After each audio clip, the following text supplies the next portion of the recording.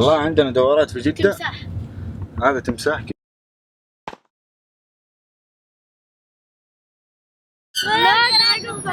السلام عليكم ورحمة الله وبركاته، كيف حالكم؟ إن شاء الله طيبين. اليوم يوم جمعة، وبما إنه يوم جمعة فمعناته يوم ماكدونالدز. غدانا راح يكون في ماكدونالدز، والليل نكون في انتو مول.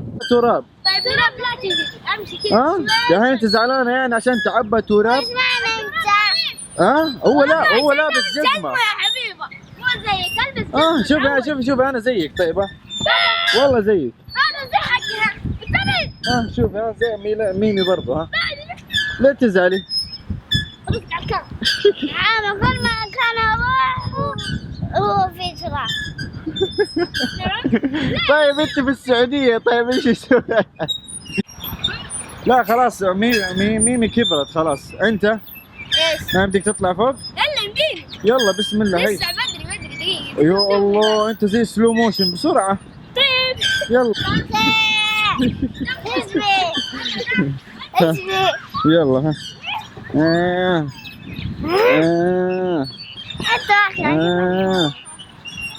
واحد فوق. لا واو، دخلي نفسك على جوا. ايوه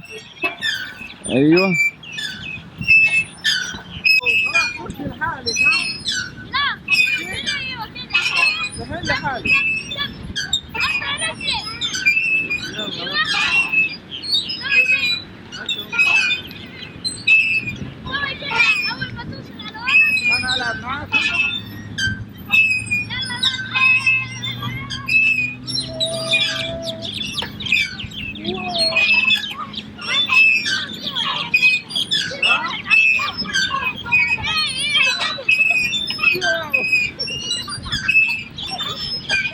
يلا 5 دقائق نمشي على ماكدونالدز. هيا يلا. هيا انت ارمي نفسك بسرعة. اللكيعة خلاص. يلا. الجو ما شاء الله تبارك الله مرة حلو، بس المشكلة انه الشمس هذه ما تنخفي ابدا في جدة. ايش الدوار الغريب هذا؟ والله عندنا دورات في جدة. تمساح. هذا تمساح كذا، تمساح شكله. هذا شو اسمه؟ خشم. وهذا دوار ثاني. ايش هو ذا؟ صدف. صدفة وكتاب. هذا الدوار ظنتي بساط علي الدين اتوقع والله. ايوه صح يا منار؟ ايوه بساط علي الشيء. كيف شكله؟ والسيارة فوق، السيارة ما تبغى. توتي بس قال ما ابغى. لاف يو بيبسي. ماكدونالدز ماكدونالدز ماكدونالدز ماكدونالدز. كم بقي لنا؟ نقدر نجيب لنا؟ الحمد لله خلصنا، باقي ميلاف ومناف. بابا. ها؟ بابا. هيا بسم الله.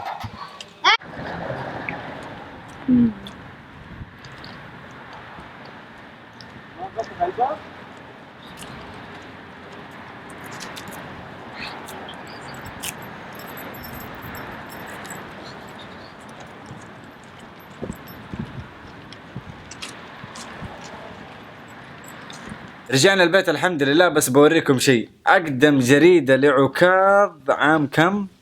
دقيقة خلنا نشوف عام كم. عام 1396. هذا التاريخ حقها يوم الخميس 9 ربيع الثاني 1396. يا الله، يعني هذه كانت جريدة عكاظ. دقيقة خلنا نظبط الفوكس. دقيقة. تهامة، الله يطعني أنا. إيش كانوا مسمينها زمان؟ دليل عكاظ. أنتوا مول ولا معاي الزواج؟ ها منار، أنتوا مول ولا معاي الزواج؟ ها أنتوا مول ولا معاي الزواج؟ في قهوة وعلوم طيبة وطرب ومدري إيش. لا شو اسمه الجمول. اوكي.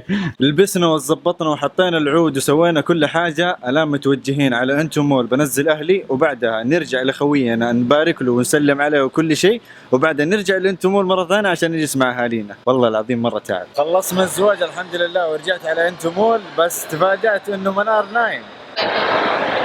ها؟ انا سكرت موبايلي. منار منار منار، هيا يلا قوم. يا الله الحلاوة هذه مرة قديمة. هيا يا منار. يا عمري.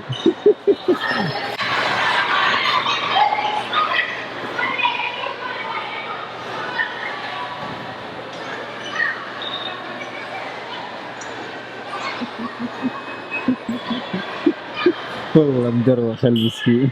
هيا منار، هيا حبيبي هيا. يلا نمشي. هيا نمشي البيت. والله انا بسألك بكره عن ايش قلت لك وبوريك الفيديو ذا وما بتتذكر اي حاجه، انا متاكد. هيا يلا خلينا نمشي. هيا منار قومي، هيا قومي قومي يا امي قومي. الله يطعني يا ناس. قومي يا منار. يلا نامي حبيبي نامي. هيا انا ابغاك تقوم، قوم قاعد اغني لك. هيا قوم منار. هيا يلا.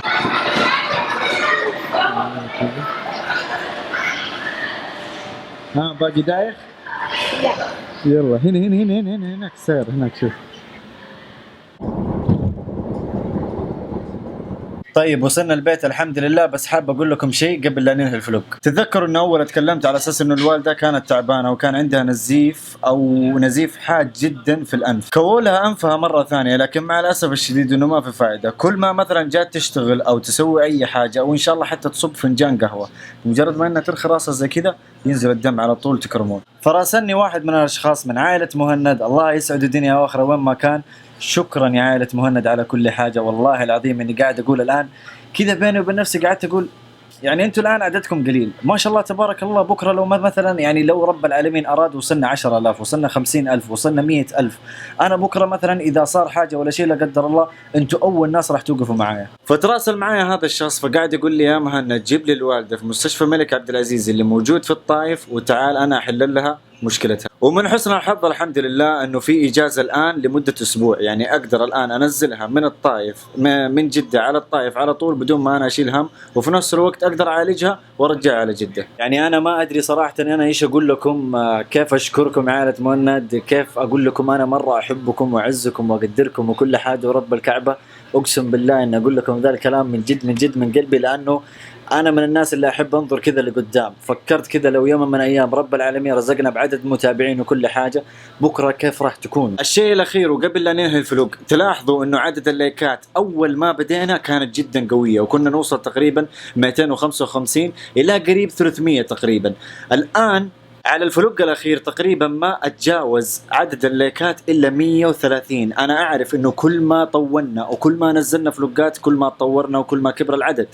إحنا بنلاحظ إنه بعض الأحيان العدد مرة بيقل، في نفس الوقت عدد الكومنتات برضو مرة يقل، وفي نفس الوقت كمان عدد اللايكات مرة يقل. أنا طالب منكم الله يسعدكم دنيا وآخرة، بالذات الناس اللي عندها حسابات وكل حاجة، حط على زر اللايك، اكتب كومنت. قلت لكم حتى لو ما عندك لايك اذكر الله، اكتب لا إله إلا الله، اكتب سبحان الله، اكتب اللي أنت تبغاه بعدين. نشوفكم على خير، مع السلامة. اتمسك